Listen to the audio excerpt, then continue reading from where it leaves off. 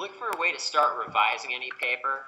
Here's my concept. It's called the 3-draft revision process. Yes, after your first draft, you're going to need 3 more drafts, but it's easier than that may sound.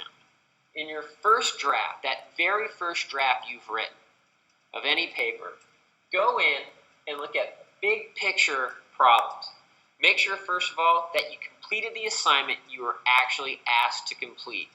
If you're told to write a paper on your favorite presidential candidate, make sure you didn't write one about your favorite type of cake or dessert. Second of all, make sure your thesis is clear and that the rest of the paper overall works to support your thesis. Finally, make sure the rest of the paper is completely well organized.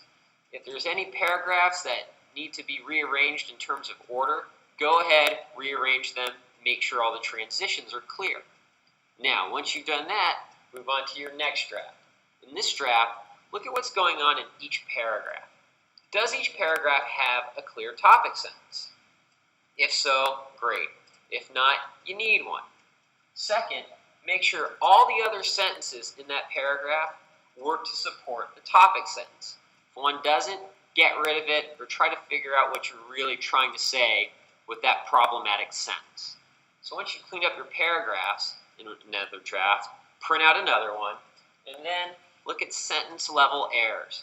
This is where you're going to find probably the bulk of your problems, if you will, in any revision. You're just going to line edit. You're going to look at each sentence and make sure each one is absolutely clear. One great technique that I actually learned last semester was to start back from the back to the front. Look at the very last sentence of your paper, revise it for clarity, and then go for the sentence before it, and then the sentence before that, and the sentence before that, all the way till the very first sentence of your essay. It's easier to do. You're focused more on what each sentence is actually saying and less about its relationship to the rest of the paper. So those are some tips that I would suggest you take to heart and use to become an even better writer. Good luck and enjoy the writing process.